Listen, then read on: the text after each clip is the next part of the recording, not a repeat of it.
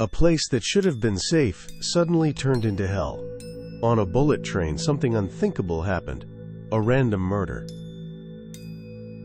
In June 2018, aboard a Tokaido Shinkansen train, a man wielding a weapon attacked the passenger seated next to him and then slashed at two fleeing women. One person was killed and two others were seriously injured.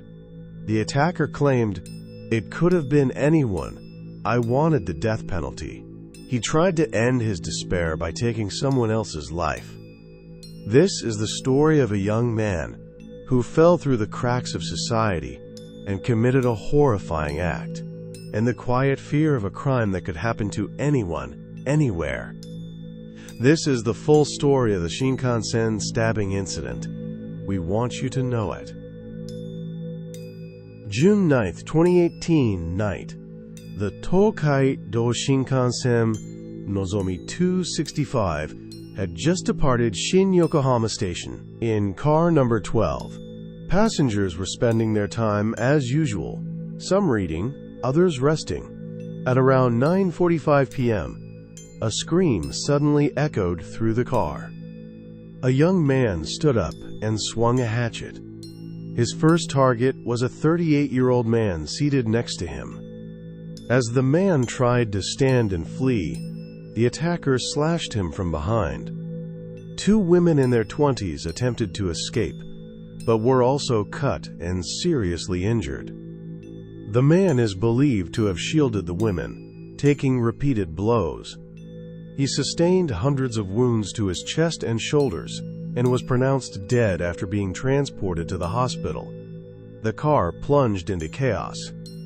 Passengers fled to the next car, and the emergency alert button was pressed. The train made an emergency stop at Odawara Station. The conductor immediately triggered the emergency stop, and police stormed the car upon arrival. The attacker was arrested on the spot without resistance. According to some reports, crew members acted bravely and attempted to approach the assailant, and their calm response drew public attention. The attacker was Ichiro Kojima, a 22-year-old resident of Okazaki City, Aichi Prefecture. Born in Nagano Prefecture, he reportedly suffered abuse from his father and spent time in child welfare facilities. During junior high, he was violent at home and ran away. He dropped out of high school and drifted between jobs. He became increasingly isolated from society, saw no value in his life, and planned to kill someone in order to get the death penalty. He purchased a hatchet and knives in advance, scouted the train route, and boarded the Shinkansen. He believed, killing a woman won't get me executed.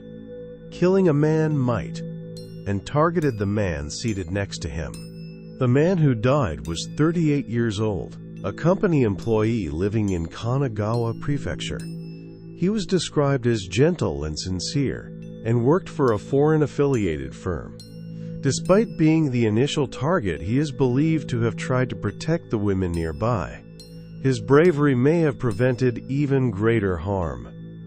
The media called his act heroic, and in a press conference his family said, "We're proud of what he did." Two women in their 20s were also slashed while fleeing and suffered serious injuries.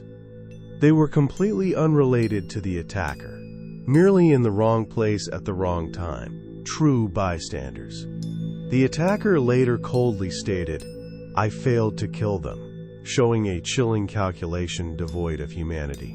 Why did this happen? The incident shocked the nation and shattered the myth of Shinkansen safety. The victim's family said, "Losing someone so dear so suddenly is unbearable," but also expressed gratitude that many praised his courage, calling it their only consolation. "It could have been anyone. I wanted the death penalty." These words struck fear into many, but whether this was truly his intent, that remains unclear. Isolated from society, cut off from family, and having lost all sense of self-worth, Kojima may have viewed life in prison as his only refuge. During the trial, He admitted that he intentionally kept the number of victims low to avoid the death penalty. In other words, he may not have wanted to die. He had calmly planned the attack, aiming for a life sentence. Behind the words, "I want to die," may have been a hidden desire, a refuge in the form of life imprisonment. The incident drew massive public attention, and the courtroom focused on Kojima's mental state and true motive. He was charged with murder and attempted murder. Psychological evaluations concluded that he had full criminal responsibility. The court found no sign of remorse despite the gravity of his crimes. In December 2020, the Yokohama District Court sentenced him to life imprisonment. Kojima did not appeal, and the sentence was finalized. Immediately after the ruling, he raised his arms in celebration, a bizarre act that stunned onlookers. That reaction reinforced the belief that he had sought life imprisonment from the start, leaving society with a new kind of horror. This was not just a random stabbing. It was the tragic conclusion of a young man quietly consumed by despair, abandoned by society. But we have learned much from this. After the attack, safety protocols on Shinkansen trains were reviewed, and crew emergency response manuals were revised. Efforts to make what was once taken for granted even safer continued to this day. This tragedy must never be repeated.